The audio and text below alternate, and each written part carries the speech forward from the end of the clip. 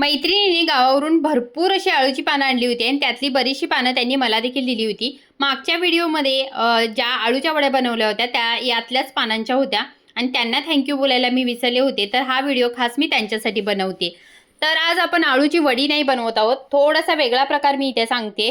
तर इथे मी आळूची पानं स्वच्छ धुवून कट करून घेतली आहेत. स्क्रीनवर मेन्शन केलेले सगळे मसाले याच्यामध्ये घालायचे आहेत आणि थोडं थोडं पाणी घालून याचा घट्टसर गोळा बनवून घ्यायचा.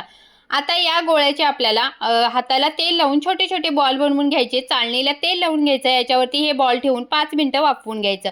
वाफवलेले बॉल गार झाल्यानंतर एका कढईमध्ये 2 चमचे आपल्याला तेल घालायचं, 1 चमचाभर पांढरे तीळ घालायचं, थोडासा कढीपत्ता घालायचा आणि हे बॉल याच्यामध्ये घालायचे. थोडीशी हळद घालायची.